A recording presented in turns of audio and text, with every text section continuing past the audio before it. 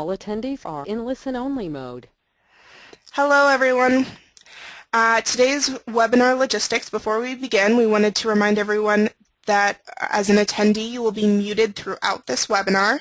And if you have a question for the presenter or have any difficulties with the webinar software, you may submit your question using the questions box on your control panel. Niharika, would you like to begin? Please. First slide, please, Sarah. Hello, everybody. Welcome to today's webinar, and we are very glad you could attend it. My name is Niharika Nayak-Tungal, and I am a program manager in the EPA CHP Partnership Program. The partnership is a voluntary EPA program in place since 2001, with over 450 partners that represents a cross-section of CHP stakeholders. Our focus is on removing technical, policy, and project development market barriers to CHP. We do this by engaging with the CHP industry, developing resources, and raising awareness on best practices in the CHP market.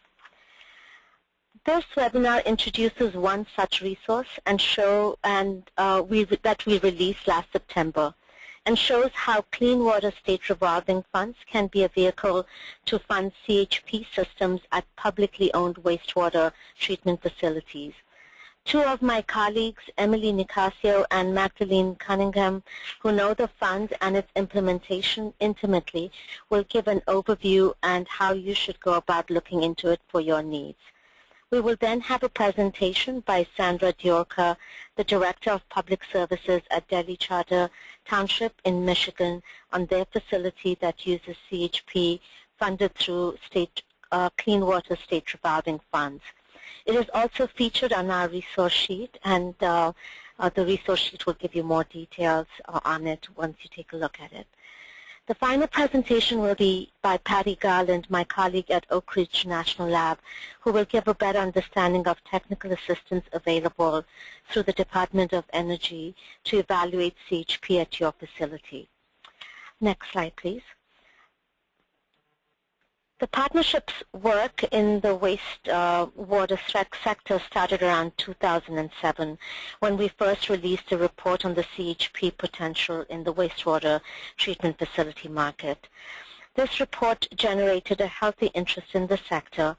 We set up a grant with the Association of State Energy Research and Technology Transfer Institutions, known as ASERTI, who took a close look at CHP systems in different parts of the country, each different size with different waste streams and different experiences overall on CHP. Around 2009, our colleagues in the Office of Wastewater Management developed a planning tool that evaluated the performance of CHP systems.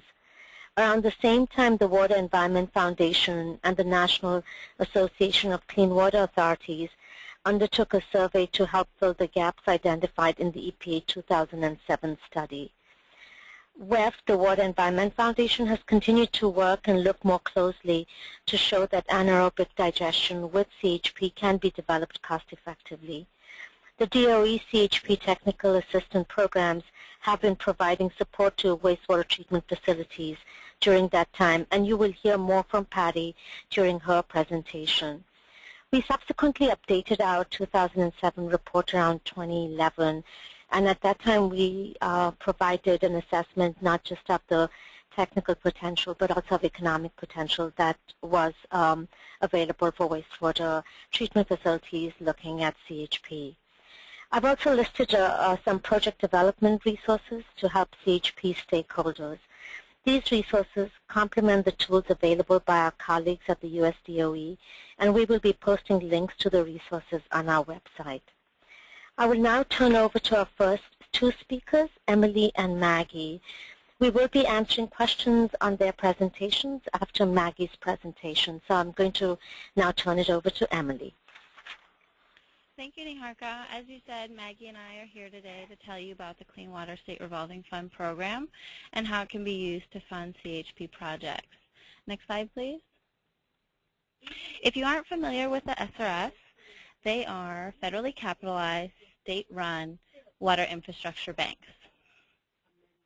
There are 51 independent clean water SRFs, including Puerto Rico, and collectively they provide billions of dollars worth of low-interest loans for water infrastructure projects.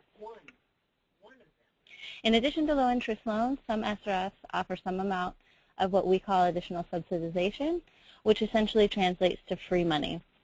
Many states are targeting their additional subsidization to energy efficiency projects like CHP, but they can also base it on affordability or other priorities. Next slide, please. SRF programs operate much like environmental infrastructure banks that are capitalized with federal and state contributions and sometimes leveraged through the bond market. SRF monies are loaned to communities, and loan repayments are recycled back into the program to fund additional water quality protection projects. The revolving nature of these programs provides for a perpetual source of funding. The next two slides give a little more context and general information about the SRF. Next slide, please.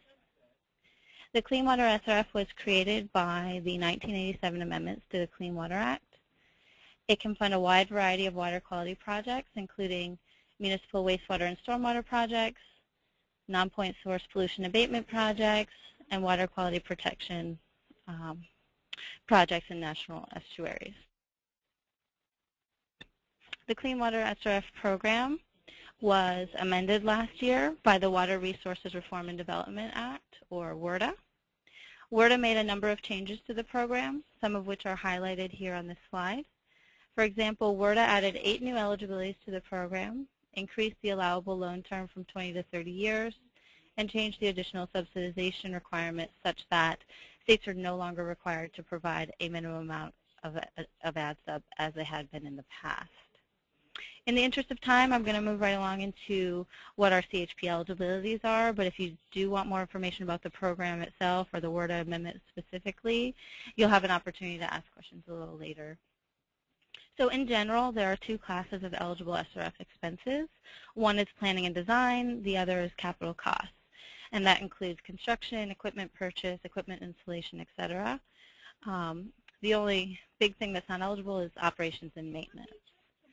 In regards to CHP specifically, we can fund the planning and pretty much any and all of the capital costs associated with CHP systems at publicly owned treatment works, and that would include anaerobic digesters, pre-treatment equipment and compressors for digester gas, the engines or microturbines that drive the process, and ancillary equipment like pumps and pipes.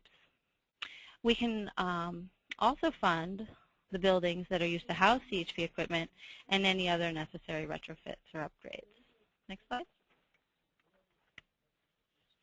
At privately owned facilities, things get a little trickier because we don't have an all-encompassing eligibility for privately owned treatment works like we do on the publicly owned side.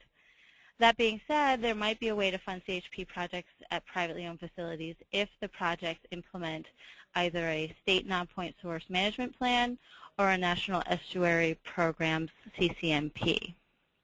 These are what we call our 319 and 320 authorities. An example of how this might be done is if a state's 319 plan identifies atmospheric deposition as a priority, a CHP project at a private facility might be eligible because CHP systems reduce a treatment plant's dependence on thermoelectric power. However, next slide please. I have to issue this caveat because CWSRF eligibilities are extremely nuanced. And the however is that the eligibility of a specific project is going to depend on the specific circumstances of that project. So for example, planning is only eligible when it can be reasonably expected to lead to a capital project. Also, the eligibilities that I just outlined are essentially what's allowed at the national level. States have the ability to narrow their own eligibilities further. So for example, many states do not fund planning at all, and some states also do not fund privately owned projects. So when it comes to checking on the eligibility of your specific project, your state SRF program is your best resource, and Maggie will take you through that in just a minute. Before I hand it over to her though, next slide please, I want to share some of these EPA resources on energy efficiency and CHP specifically with you. So the first bullet under each of these headings is a link to an EPA website that will take you to other pages and resources. So I encourage you to explore those fully. The others are just a few examples of the many documents and resources that are out there. If you don't have access to the slides in a way that allows you to click on these hyperlinks, you can just Google these words as they are written here, and the pages will come right up. So with that, Maggie, I'll turn it over to you. Thanks, Emily. Next slide. Great. Hi, everybody. And if you could just progress to the next slide, please, Sarah. I want to talk to you a little bit about what the state's role is and what the EPA region's role is in the SRF program. Basically, it starts with the borrower submitting an application to the state SRF program. Now, the states do a lot of marketing and soliciting for applications. So you could say that that's the first step. Once the applications are received, the states review and rank all of the project applications and prepare what's called a project priority list. Those lists are submitted to EPA. And from the project priority list, the state also develops an intended use plan. The intended use plan has to tell EPA exactly what projects they're going to fund with all the funds that they have available that year. So although they may have 200 projects in, they'll have to tell us which of those 200 projects they're actually going to fund, as well as identifying the total dollar amount that's available. Both the PPL and the IUP are submitted for public review and comment. And then as soon as EPA approves that intended use plan, the state begins to execute the loans. And they do that throughout the year. Next slide, please. It's the state's responsibility for making sure that all the projects and the recipients comply with all the requirements.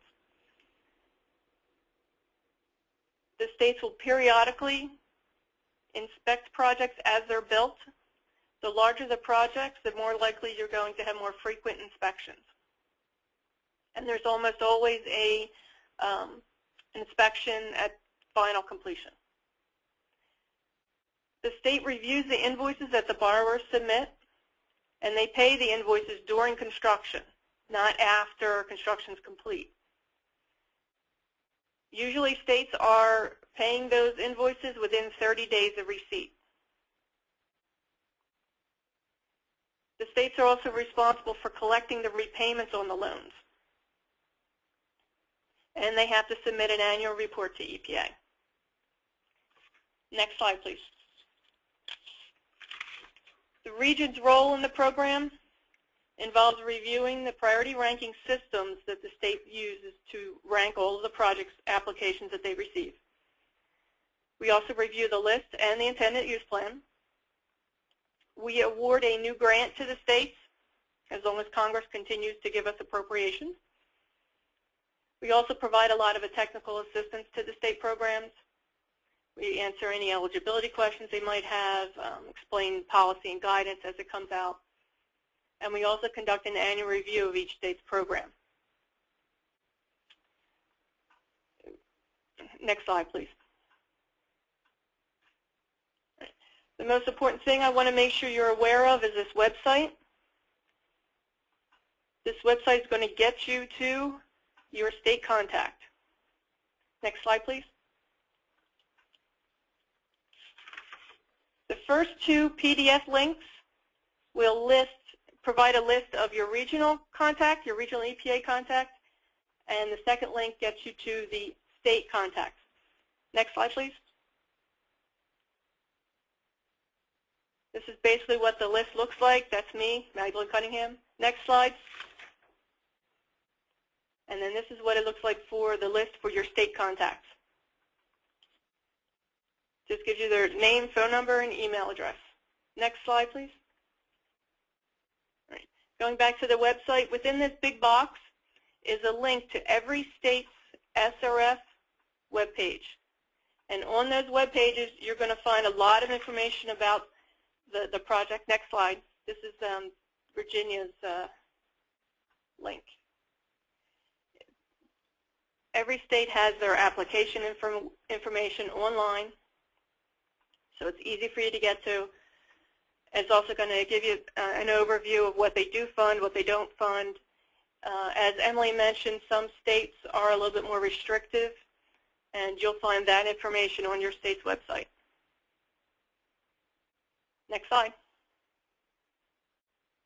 And this is how you reach me if you have any questions. That's all I have. Thanks, Emily and Maggie. I had a few questions that I wanted to see if either of you could answer.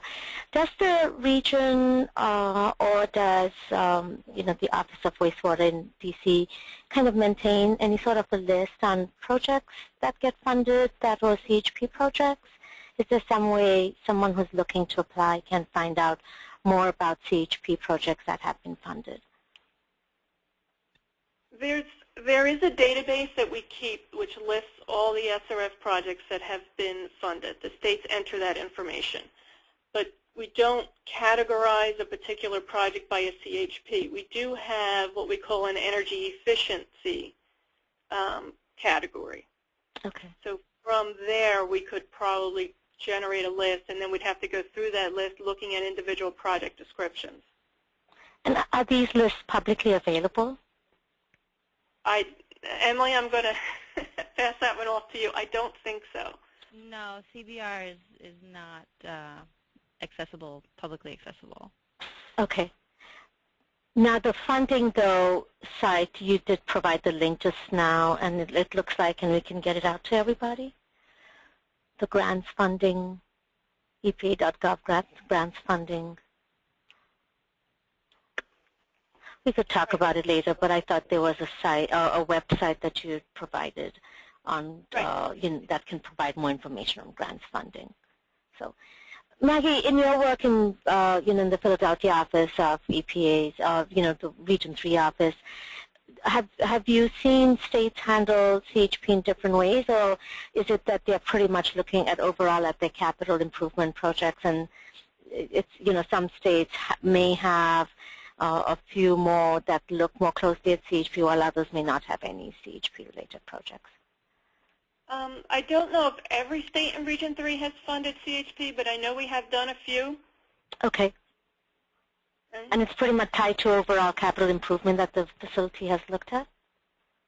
Exactly, and how high they get ranked as to whether they would get funded or not. Okay. But, and something like CHP usually gets a fairly good ranking. Okay. Oh, that's good to hear that. Very encouraging.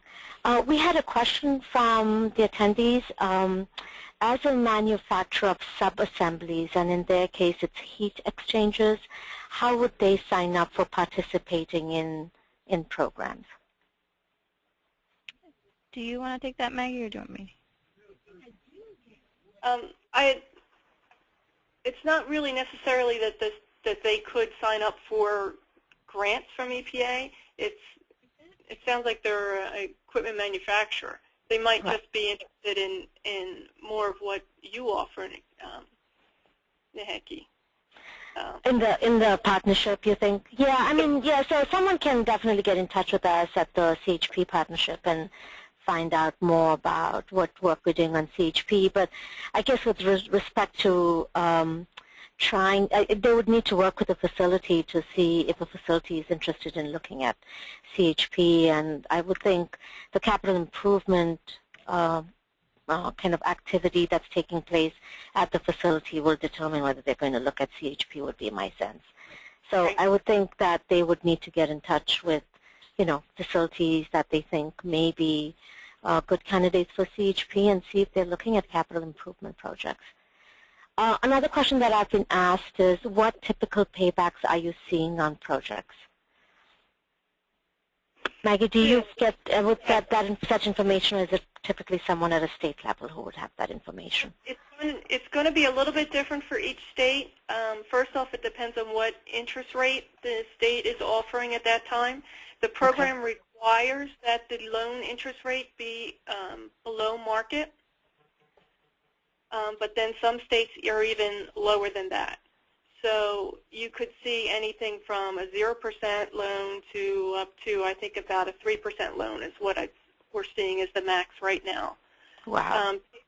Payback periods are typically 20 years, but now they can, since the word amendments, they can be up to 30 years. And if the community or recipient is disadvantaged, it can definitely be up to 30 years.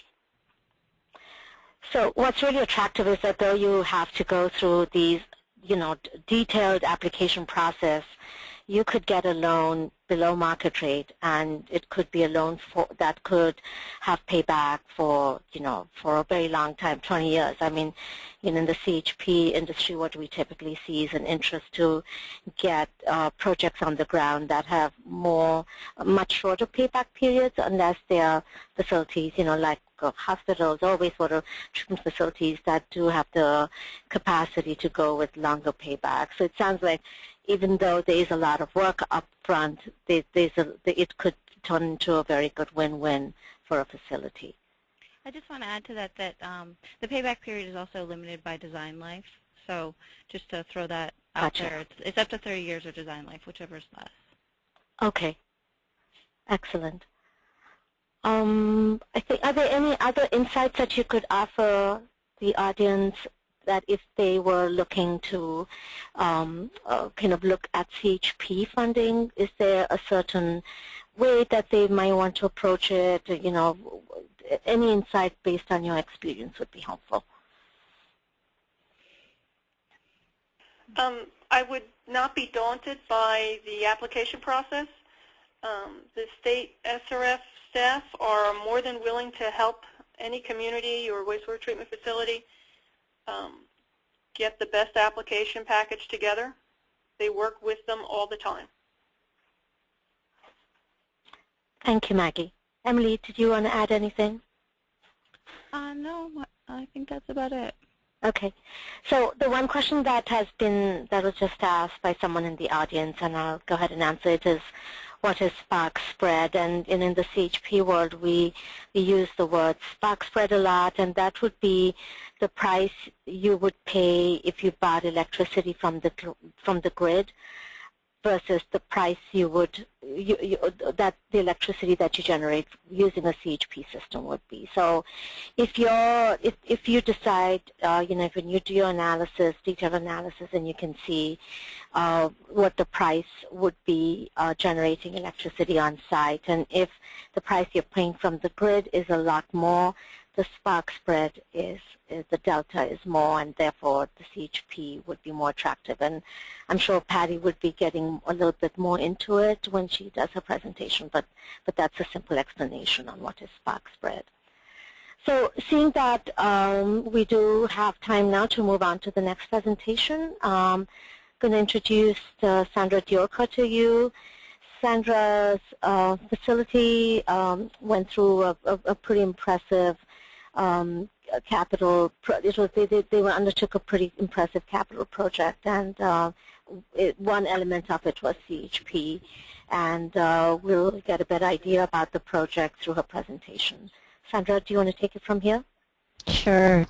Good afternoon, everyone. And I'm going to tell you about our project that we lovingly called Poo to Power. Next slide, please. So just to give you an idea where we are in the United States, we are just south of Lansing, Michigan, very close to the home of Michigan State University. Next slide, please. So our facility has a long history of anaerobic digestion, starting with our very first facility, which was built in 1962. We had a primary and secondary anaerobic digester. Then when the plant was updated to secondary treatment, we added larger anaerobic digesters. And at that time, the boiler was plumbed so that it could utilize biogas from the digesters. What happened was the biogas degraded the boiler, and the boiler failed. Next slide, please. So the superintendent at the time decided, well, that was it with biogas. We're going to flare that from now on. And as luck would have it, the guy who was the superintendent of the plant then of the plant then became the township manager. And so he was never ever interested in reuse of the biogas at our facility. And I became superintendent there in 1999, and I wanted to include in my capital improvement plan that we would reuse the digester gas. And he allowed me to keep that in the 5th year of my capital improvement plan every year. So if you read between the lines, that meant that it would always be in the 5th year, so hence it would never come. So in 2004, we looked at a master plan for the wastewater treatment plant, and the first thing that was recommended to be done was to increase our solids handling capacity. And in agreement with the township manager's opinion, we underwent design for new Class B mesophilic digesters. He wanted to just perpetuate what the existing facilities could do. He felt this was a good good biosolids practice, and we didn't really need to go outside the lines. So what happened was, when we were almost finished with the design, some people came in and said, would you be interested in partnering with us to obtain a grant?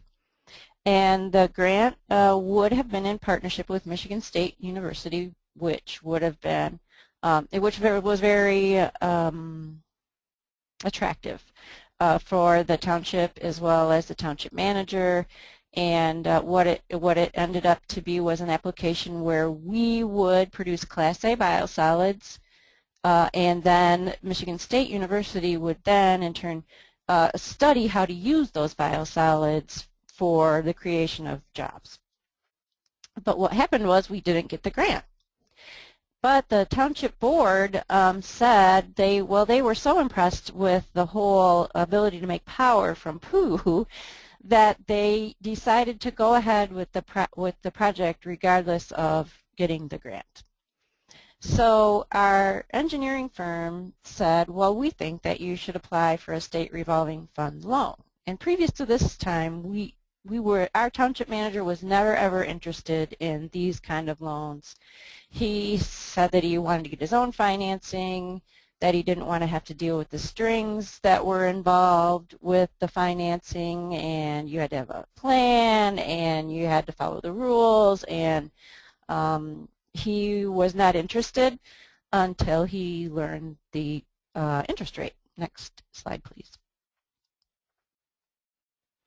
So when he heard the interest rate and the fact that we could maybe get a grant for the design engineering as well as the quote-unquote planning costs, he was interested. So we were able to obtain an S2 grant. And the S2 grant is strategically for helping municipalities overcome those hurdles of the money you have to have up front to formulate your SRF plan, which is a plan that puts forward all capital improvements you need for the near future and also 20 years out. And so we got that grant for design engineering and planning costs, and so we went forward with the project. Next slide, please. So I thought I would share with you a few pictures from construction, so it will maybe help the presentation be a little more interesting. This is an aerial photo of our plant as it stood before these improvements. If you look at the top of the picture is north, the bottom is south, and our new digester complex went just to the right-hand side of the trickling filter there. So the bottom right corner is where the new facilities were installed. We are an activated sludge plant with a trickling filter for nitrification, and we chlorinate, and we have anaerobic digestion. So next slide. There's a few unusual things about our project, like this is our groundbreaking our groundbreaking, and I thought it was pretty cool because I actually got to drive a bulldozer. That's me in the bulldozer breaking ground for the project. And if you look really close, you can see a hard hat there by the muffler, and that was the site superintendent making sure I didn't drive the bulldozer somewhere I wasn't supposed to drive it. Next slide. This is a shot from in the foreground. You can see where our digester control building is slated to go. The warning tape is around the sump pump station. That's why it's deeper. Let's see. Right in front of the crane there, those are the walls going up for our 2 mesophilic digesters. And bottom right is a thermophilic digester as well as a feed tank. Next slide.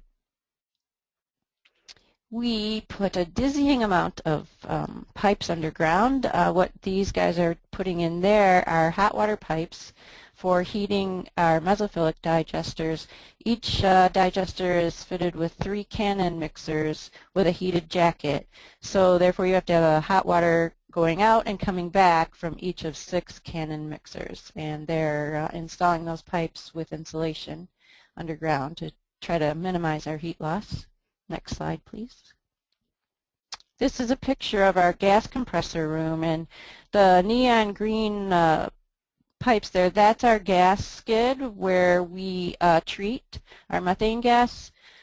For use in the turbine generators, the gas has to be very clean and it cannot contain siloxanes. We do get those in our influent, and they come primarily from consumer products like toothpaste. Anytime silicone is used in a product, you can get those in your biosolids, and they can be liberated into the biogas. And the reason they're bad is because in a turbine, or any generator for that matter, when a high heat, they actually fuse. They can fuse into glass or silicate, and when you are firing a turbine generator, a microturbine, they spin at very high speeds, and any amount of imbalance can actually make them self-destruct. So we have to polish that gas with through the right-hand side. Those 2 cylinders contain some media in there that absorb the silicate products so that they aren't in our gas. We also chill the gas and remove all moisture, and then recompress the gas and send it to the turbines. Next slide, please. This is a picture during construction of our 2 microturbine generators. On the right-hand side, we have 2 30-kilowatt microturbines. We decided to get 2 smaller turbines instead of 1 larger turbine, so we would have redundancy and more turn down ability. On the left-hand side, the green piece of equipment there is a cane heat exchanger, and the way we capture some of the heat from this process is air to water transfer. So the water comes out underground, circulates in that heat exchanger as the turbine exhaust goes through. And on the top you can see that yellowish gray, that's a valve such that we can direct the exhaust through the heat exchanger or bypass and go directly out without putting it through the heat exchanger there. Next slide. This was our ribbon cutting for the facility. You can see it in the background. The dark brown, smaller tanks are the thermophilic digesters, which we operate at 131 degrees Fahrenheit. You can't see the mesophilic digesters. They're directly on the right-hand side there. We had some pretty cool brickwork done so that there's a wave pattern on the mesophilic digesters, and we wanted a 2-tone, not boring pattern because we thought it was a very unique project, and we wanted to have it be cool looking. We also incorporated all native planting and no-mow landscape. As you can see, the grasses there, those are native Michigan grasses, and on the other side you can see low-growth sumac. Next slide, please. This is an aerial photo of the finished facility. The two mesophilic digesters hold just over 200,000 gallons. We have two thermophilic digesters that hold around 35,000 gallons. On the left-hand side, there is a feed and a pre-feed tank because our system is a batch feed. That's the way it gets its Class A certification, because it's a fill and empty process, so that we hold all the sludge for a certain time at 131 to get the Class A status. Again, you can see it's no-mow all around the facility, and we cut down on our carbon footprint that way. And you can also see lower left-hand side the two turbines with the cane heat exchanger. Next slide, please. So when the original design was presented to the board, and in our SRF plan, we had to do different, you have to name different options, and this is the way we compared the costs, and because of the combined heat and power, it actually lowers the annual equivalent and present worth cost because of the money that you save in heat savings, as well as gas use and electricity generation. So it actually brought those costs down to, very, very similar to just regular mesophilic digestion. Next slide, please. So here's a look at the final project finances. The slide before, those were estimates. These are the actual, and I thought I would go through those with you. The SRF plan itself was $131,000. Again, we had no SRF plan before this. We actually went on to get another SRF loan after this because the township was very happy with the SRF project, or the SRF process, and once you build your plan, then you just have to, for subsequent projects, you just have to amend it or keep it updated. So the design, bidding, and legal was around about $750,000, and then the actual construction was $9.2 million. We got a grant for about $600,000, the S2 grant that I pointed out, and we also used some money out of pocket. So total project was $11.5 million, but our SRF loan was $9.85. Now, the interest rate for our loan is 1.625%. And when I tried to do the research to make this presentation, I found that it was very difficult to compare that to market rates. I did find that we had taken a bond, the township had taken a bond right around the same time frame, and it was financed through like a changing rate program. So for instance, the lowest rate was 1.1%, and it went all the way up to 3.65% through the term of the loan. So it was darn near impossible to calculate what the interest rate savings was for the SRF loan, but I think that it's pretty safe to say it was roughly half what the market rate was at the time. Next slide, please.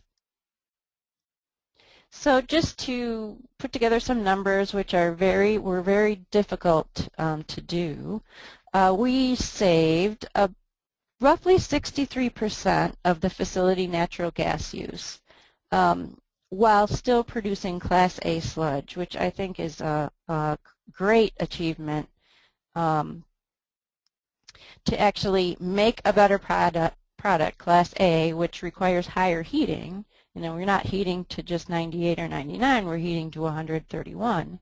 So to be able to make a Class A higher heated product while saving money is pretty outstanding. So from what I could find, we saved about $40,000 a year in natural gas. We've produced about, now again, we didn't have the ability to track or to log the actual kilowatt hours produced. We could track kilowatts while we were producing, but you have to change it into kilowatt hours to try to figure out what that's worth. So from when we started to track these, which is roughly 2 years, maybe a little less, we've produced 336,000 kilowatt hours, which roughly equates to about $30,000. Again, that's very difficult to calculate because energy use costs different amounts depending on what time of the day you use it. So that brings me to our next kind of topic, is that we primarily use these for peak shaving. What we've discovered since we've been running this system is that the best bang that we can make for our buck, because we can only generate about 10% of our total usage, is to run these turbines on peak. So if we can consistently run the turbines on peak, we can get not only the kilowatts and the kilowatt hours credited on our bill, we actually drop our bill much more than just producing that energy at any other time during the day, because I think a full maybe 20 to 25% of our bill is related back to how much we use during peak. So we use it, we know we don't have enough gas to run 24/7 at this time because our facility, as you saw, it was fully redundant and it is built for the full build out of the community, so we are not near the capacity of our solids handling. So we use our best effort to run these turbines while it's peak time. We also do not use the cane heat exchanger during the cold months because we actually have a negative heat gain during the winter, because the water pipes have to go outside to get their heat, and by the time they come back in, they actually are at a lower temperature than they started. Next slide, please. So here are the lessons that we learned through our project, and things that you should keep in mind if you decide to design and go forward with CHP at your facility. Number one, internal combustion engines produce much more heat than turbine engines. If you think about it, your car, you get two sources of heat. One is your exhaust, the other is your internal cooling. Next was, don't locate your units outside if you're in a cold climate. We were very concerned about noise, and we felt like if we put these inside, it would be too noisy for operators to be around them, and it turned out they are not loud, and they weren't loud.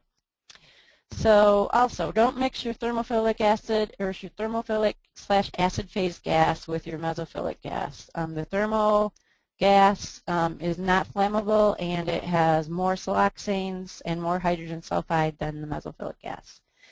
And don't get a flare with a continuous burn pilot light. You're doing all this work to save gas, and then you have to spend gas on a pilot light. Not a good idea. Always treat your boiler gas, whether you're or your methane, whether you're using it in your turbine or you're using it in your boiler. Also, monitor your boiler exhaust temperature. And what will happen is your exhaust temperature will go up as your heat exchange is less and less efficient. So, these boilers need cleaning often. And also incorporate gas storage, so if you want to use your gas for peak shaving, you can keep it all. And you don't have to start your generators early or flare any of the gas. And that's my presentation. Oh, and here's another unusual thing about our project was we Instead of getting a brass plaque, we carved our project information into a rock that we found. And on the left-hand side, you can see that we received an EPA Pisces Award for innovative use of SRF financing. Sandra, thank you for a very informative presentation. There are several questions that were that came by when you were presenting, and I'm just going to go through them. The first question was, can enough power be generated to be exported, or is the power only offsetting the power requirements of the facility? It's just offsetting the power requirements of the facility. Okay. And then the other question that was asked is, how did you decide which technology to consider for the CHP system, and did you look at reciprocating engines? Did you look at other technology too? And how did you decide on the microturbines that were selected eventually? Well, it went the way I explained it. We weren't looking at combined heat and power at all. And my manager always said, well, if you're going to ever use that gas, I don't want it used for the boiler because that's too important to use it for. If you're going to use it for anything, make power with it. And he kept saying, well, you can have it in your fifth year. So, and the answer was basically no, we aren't going to spend money to generate electricity with that gas until this group came and said, would you join with us for this grant opportunity? And we did not look at other alternatives because they came forward and they had a package that had the two-phase anaerobic digestion as well as the microturbines bundled already together. And they approached us and wanted to partner for the grant. And when we didn't get the grant, the board said they wanted to go with this plan, and we didn't consider others. But another thing is, at that time, there were not reciprocating engines small enough for our design. We're at 2.5 million gallons per day, and our facility total design is 5 MGD. So at that time, and although they're available now, there were not reciprocating engines small enough for our application. Thank you, Sandra. The other question that was asked is, what is the approximate capacity factor for electricity production from the methane-fired generator? 60 kilowatts. If they're both on at full speed, we can generate 60 kilowatts. And our facility uses, a little under 300, probably 275. Thank you. Are there future plans for expansion? Is one of the questions that has been asked. Yes, actually, we're very busy right now building up a waste food program with our community, and because of our excess capacity. And yes, we are looking to expand, and we would love to add capacity for more generation in the future, but I would be looking towards those reciprocating engines.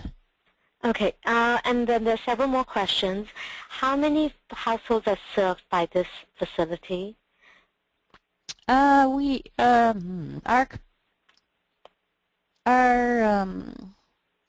census count is about 25,000, but we don't serve our entire population with sewer. We have right around 11 to 12,000 sewer accounts. Okay. And then there are again some additional questions on the facility, like how many MGD plant is this, and what's the effect on O&M costs? Okay. The facility design is 5 million gallons per day, and our flow right now is about 2.5 MGD. So we're roughly about half the capacity of our digester complex. And just last... The O&M cost? Yeah. What's the effect on O&M cost was the question. Oh, the effect on O&M cost. Actually, there has not been much of an effect on O&M cost because we traded in we stopped using the 1978 mesophilic digesters, and we're using these new ones. So it's actually reduced our O&M costs. And then have you estimated reductions in CO2 emissions from this project? No, I haven't. Okay, okay. And then looking at the operating costs, the audience, someone on the audience says they look about the same between CHP and conventional systems. I'm not sure what they mean by conventional. Why did you do the project? I guess it seems to be like there seems to be not much of a kind of they can't see the up potential on the CHP on this. So well, what that slide was showing is we can produce Class A instead of Class B for no change. That's the benefit of the CHP, is that we can treat to a higher standard of sludge. It's a safer product, and we can open up possibilities in the future to market it or burn it as fuel. And it looks like that may have been part of the selection criteria too when you looked at the CHP installation. That's another question. And how did you select the supplier, the manufacturer, it looks like? Did you have, so that's another of the questions on how you developed the project. Again, they approached us on the grant application. The original grant had, we were partners in producing power and then a product with the sludge. And so what actually happened was we went on to design a sludge dryer, a solar sludge dryer, and we were going to dry the sludge and then sell it to the university, the same university that was going to be our partner, and they were going to burn the resulting product as a fuel. But there was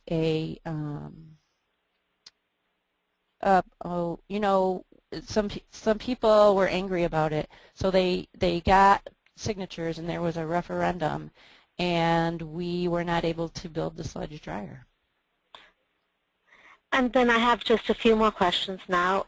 What was the estimated payback period of the project? Did Council consider a return on investment? No, we did not look at a return on investment with this particular project because we were very interested in getting the higher treatment of the Class A. That was our plan. Our plan was to get Class A solids first and then make a saleable product second. So we got the first project and we made a Class A biosolid while saving the money through the CHP, and then the second phase was defeated in the referendum. So that's what happened. Now, the one question that I've heard from other wastewater treatment facility owners too is that it's important to factor in the cost to treat the biogas. Do you have a breakdown on how much goes into treating the biogas? Because someone in the audience had pointed out how they had such a challenge treating the biogas that they had to, unfortunately, do away with their CHP system. Well, as I said in my lessons learned, don't mix your thermophilic gas with your mesophilic gas, because that's what happened. At first, all the gas was commonly manifolded, and the thermophilic phase or the acid phase was producing a lot of hydrogen sulfide and siloxanes. And we had the very specialized media in there to treat those pollutants, and what we found at first was we were having to replace the media so often we couldn't afford it, and so we changed to a different media, and we actually replumbed such that the thermophilic gas goes directly to flare, and that has extended the life of our media to like years. From weeks to years. So it's very, very much reduced the price of treating gas. It sounds like it was very effective by taking that step and deliberately kind of looking through to see what of the gas composition was causing the problem, and then the cost of even running different lines is actually still much more effective in many, many ways for the overall Yes, operation. it ended up, we didn't have to run an extra line. We just put a check valve in the line so that it would only go out and not in. Gotcha, gotcha. So what has the operator experience been with the CHP system and the overall system that was put in with the capital project? Well, it's a good and it's a bad. This new system is completely run by the PLC, so there's no more having to have an operator there to quote unquote feed the digester. It's all mechanized, all automatic. But then on the other hand, that can give you headaches as well. So sometimes that stuff causes an alarm, or an automated valve doesn't open, or sometimes it opens when it's not supposed to open. But all in all, I think that it's been easier to operate, although there are a lot more things for them to watch over. Okay. Yeah, and that's one of the things we typically in our experience too, is that once you put it on site, recognize that you're going to need to see you have someone who can work with it when as needed. It's not kind of an automated machine that will run by itself. They're talking about the flaring of the gas and separating the gas stream generated one last question. How much gas do you end up flaring? How much gas do we flare? Yeah. We flare about 3,000 cubic feet. Okay. Okay. I think that's about it for the moment. Thank you so much, Sandra. And, if there are other questions for Sandra, please keep them coming, because we will have time at the end of the webinar, and I can definitely check in with Sandra at that time. I'm now going to turn it over to the final presenter, Patty Garland. Do we have Patty's slide up? Yes, we do. Patty, it's all yours. Thanks, Niharika. I appreciate the opportunity to discuss the CHP project technical assistance that is available through the DOE CHP deployment program, which is managed by my colleague, Claudia Tai. My presentation is a little different than what you just heard from Sandra.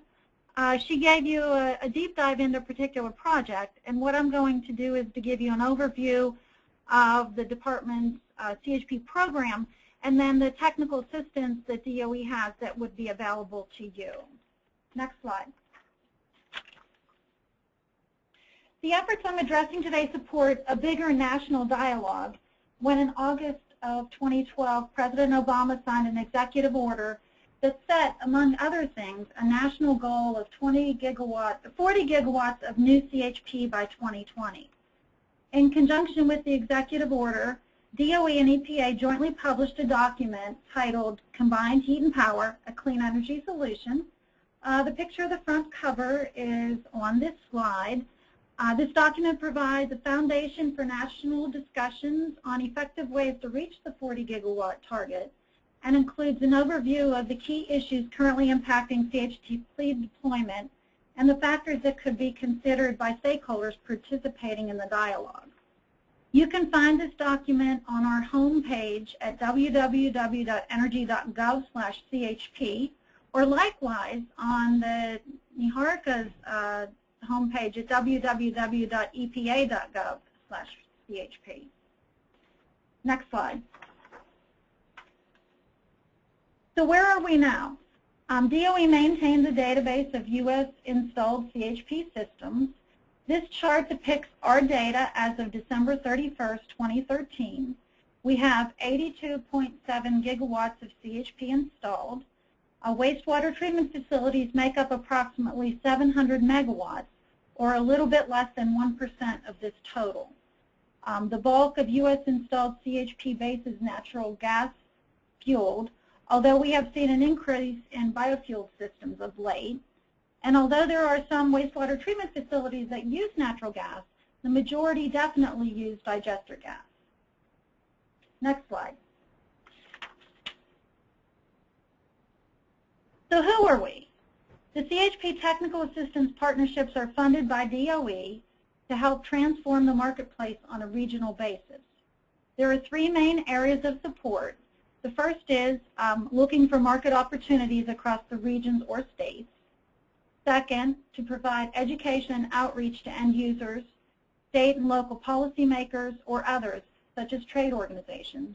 And three, direct end user technical assistance, the focus of my remarks today. Next slide. We have 7 regional CHP technical assistance partnerships, or CHP TAPs for short.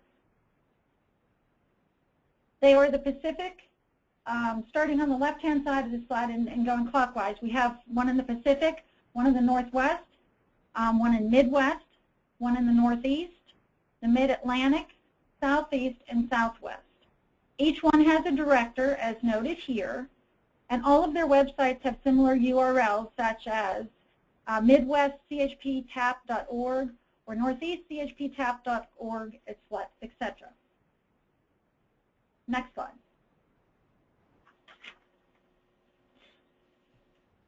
On each website, you'll be able to see how we support the CHP project development process, which I have shown on this schematic. We engage on initial CHP discussions by doing a quick screening, and that's shown in the lower left-hand box. And then we'll work with your facility through feasibility analysis, which is the second box. We can do third-party reviews of engineering analysis or provide information on system specifications as you move towards installation. Next slide.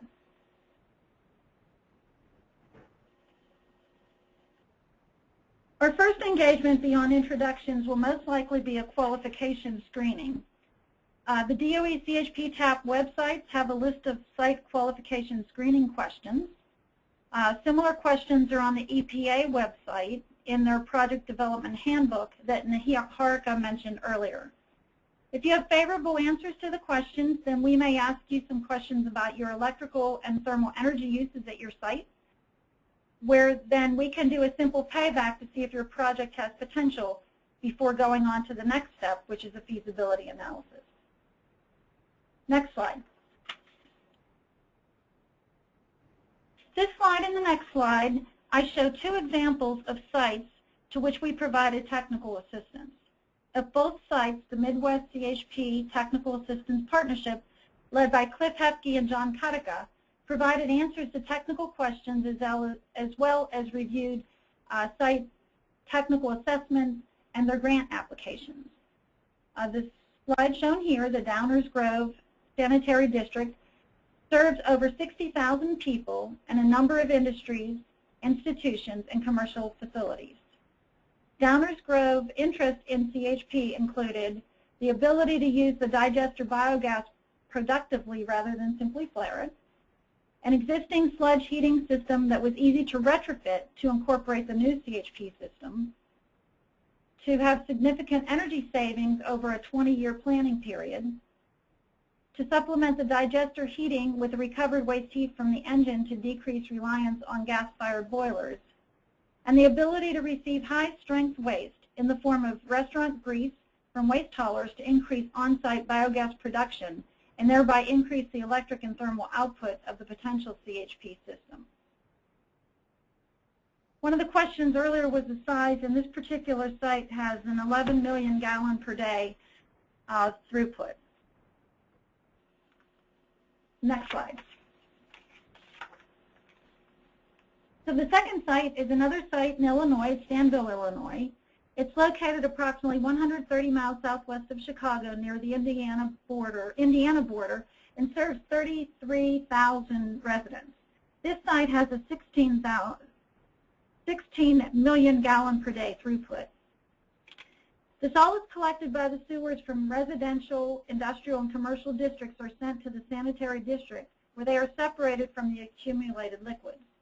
The separated solids, or sludge, is pumped into 3 above-ground anaerobic digesters. Microbes in the tanks consume the organic matter present in the solids, stabilizing the sludge and producing a methane gas known as the biogas, which fuels the engine in the CHP system. The heat recovered from the CHP system is converted into usable hot water, which is then used for facility space heating and also to maintain the temperature of the anaerobic digester sludge.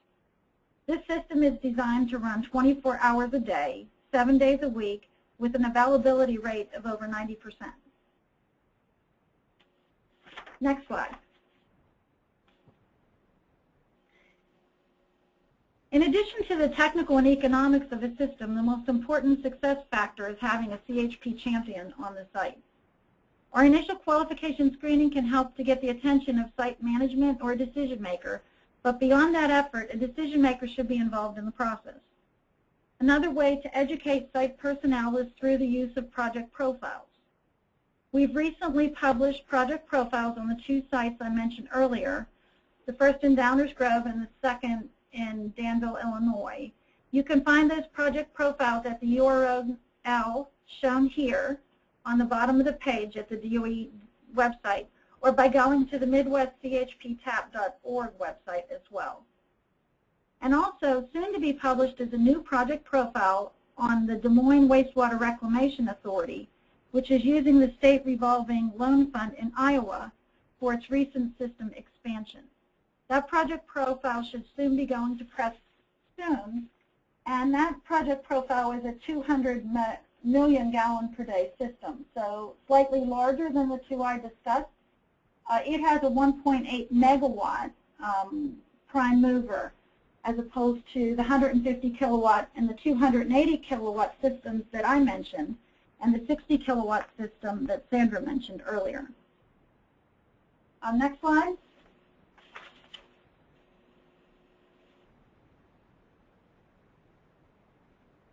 So as noted earlier, CHP offers a variety of benefits to wastewater treatment facilities.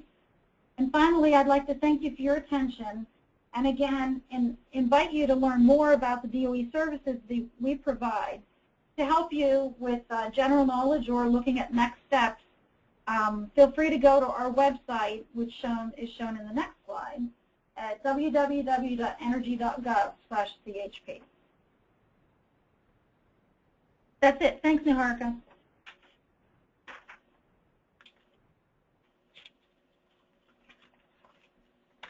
Sorry, Patty. Thank you, Patty. Thank you for that presentation and for giving a good overview of the kind of services that are provided by DOE through the CHP Technical Assistance Programs.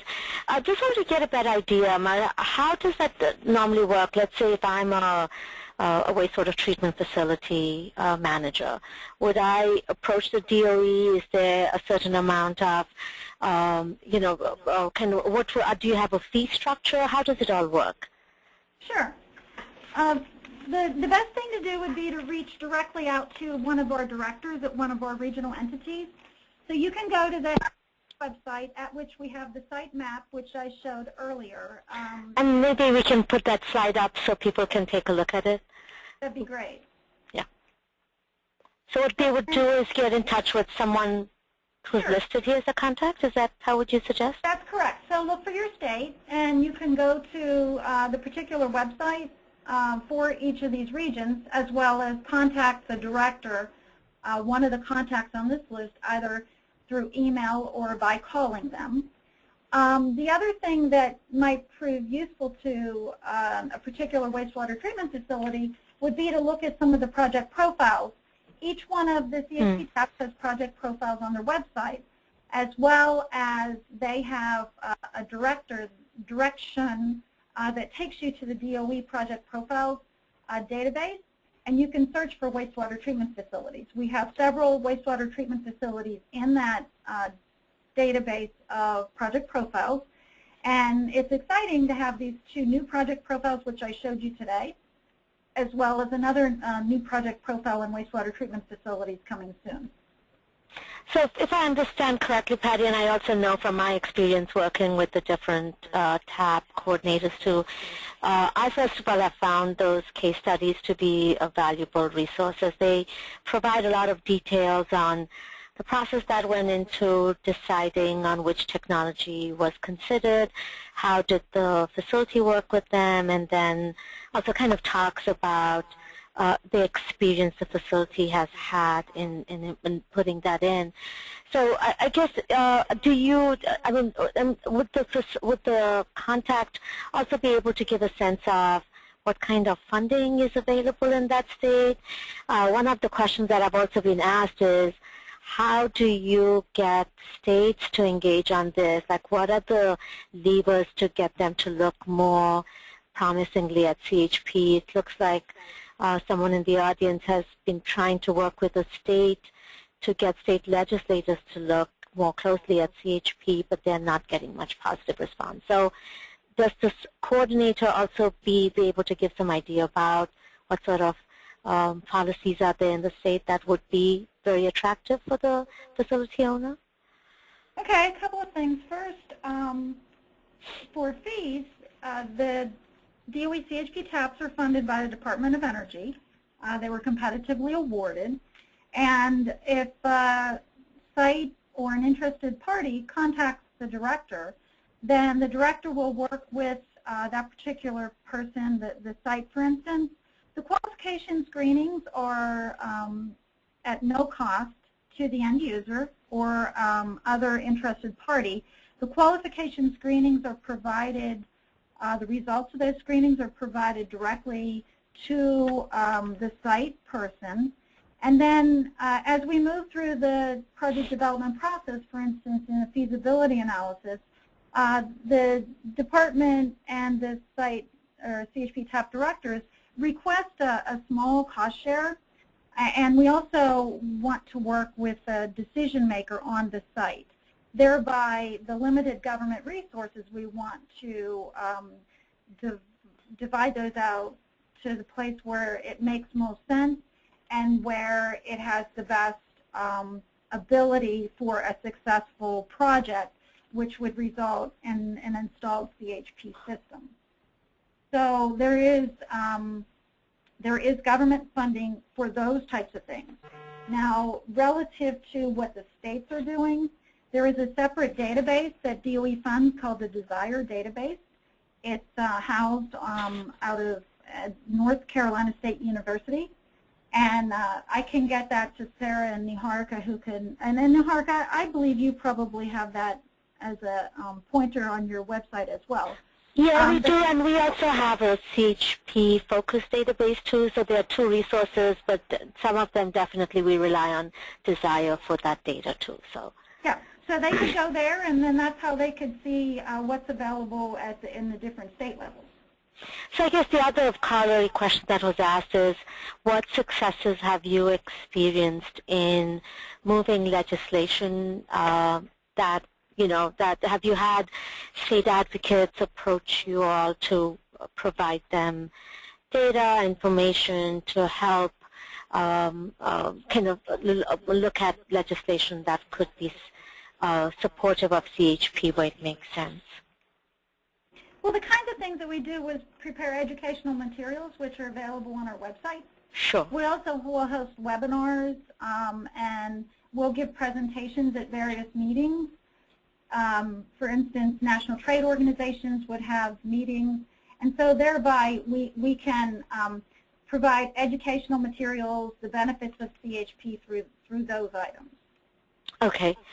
One question that's been asked is DOE looking at the potential for CO2 reduction credits to help finance CHP facilities? Not the right person to ask that question. Sorry. Okay. So we can kind of answer this right now. No problem. Another question that was asked is, do you I track? think the only thing I'll say there, Niharika, is CHP systems are inherently more efficient. So right. In the end, there would be less CO2 emitted. Right. But they're just cleaner because of right. And I would think it would be something that a facility would track. And my sense is, if they were interested in looking at such credits, I would think. Do you, in coming back to the presidential order, the question that's been asked is, do you all track the actual energy produced from CHP and not just the capacity? And we can even get back to them later if you'd like. I would need, I don't know the answer, I don't know the number, but I believe that would be something, knowing the availability of a system you could calculate that. Absolutely. If there's some way you can find who provided the question, we could try to get back to them on that. Sure. I'd be happy to pass the contact on to you so you can get back to that person. And then I just have a couple more questions at this time. The question was asked about the contact person on the Des Moines treatment that we can talk with, and I guess the Des Moines is the Iowa one, so it would be someone in the Midwest? It is. It's Chris Efke, and his name is on that particular. Yep. Right on top there. I can see that, and where it says Midwest CHP TAP. Correct, and there have been several conference calls with the Des Moines wastewater treatment plant. Okay. It's a pretty exciting new opportunity, and they're looking at a lot of energy efficiency improvements at their facility as well. They have a really great mindset towards that end. Okay, excellent. And then someone asked, and this I think is right up the Oak Ridge alley, I've seen turbine and autocycle piston engine solutions. Any consideration for solid oxide fuel cell solutions? Oh, absolutely. First of all, as you know, Niharika, EPA and DOE are technology agnostic. And so fuel cell CHP systems are viable systems. And as part of the CHP catalog equipment of technologies that DOE and EPA worked on together that Niharika mentioned is on her website, we do show fuel cell systems in there. So yeah, fuel cells, turbines, microturbines, engines, they all make great prime movers for CHP systems. I don't think there are any other questions at this time. Let me just make sure I have answered everyone's questions. Niharika, I have one item. FEMP put out their FEMP Digest last week on March 12th. They have a spotlight on a new FEMP funding opportunity, which is the 2015 AFFECT FOA. Could you describe it a little more in a little more detail? That would be really helpful, because there might be folks in the audience who are not even familiar about the work done by FEMP. You know, we love our acronyms and we roll with them, and maybe kind of just walk people through it. That would be awesome. Sure. So this would I'm not sure who's in your audience right now, but this would be funding that could be available to federally funded wastewater treatment plants, and it's a second pass at this particular funding opportunity announcement. And last year in 2014, the Federal Energy Management Program awarded several CHP projects through an AFFECT FOA, and that stands for Assisting Federal Facilities with Energy Conservation Technologies, AFFECT. So if there are any wastewater treatment plants that are on federal facilities that have an interest in bio or renewable fuel CHP, then this FOA would be applicable to them. Last year, the initial FOA included natural gas systems, and this one is to help the FEMP program meet their renewable requirements under their goals, and thereby this one is for renewable energy products. They are having a webinar on this FOA at 2 p.m. on March 19th, and I could provide to you and Sarah that URL if folks wanted to sign up and you wanted to get that out. Sure, and we should definitely get that information out with our, the things we send out once the webinar comes to an end. So we'll definitely do that. And in the same light, I also wanted to actually bring to the audience's attention of a paper that was released in the last month by EPA. It was led by an effort by folks in our San Francisco office, in the Region 9 office. And what the paper does is that it looked at 6 facilities that actually process different kinds of food waste that's co-digested at resource facilities, wastewater resource facilities. And the paper gets into strategies that were used in terms of tools, timings, partnerships to manage the material. They also share, it also talks about how they manage biogas and biosolids, coming back to the question that was asked on biogas, and it also explains how these projects at these facilities were funded and how the investments were justified. And there's actually a webinar on it taking place on April 15th. And again, when we send that information, we'll be sure to send some information on that webinar. But it's the whole paper and focus is trying to see how a facility can kind of move towards energy neutrality or even energy positive. So I hope that's of interest to this audience. At this time, as I do not see any more questions, and we have managed to get through all the questions that were asked by the audience, I want to thank you once again for your interest, and a huge round of thanks to all the presenters. Thank you for putting this time aside and presenting on this webinar, and to look forward to engaging with many of you on a subsequent webinar. Thank you. Thanks, Niharika.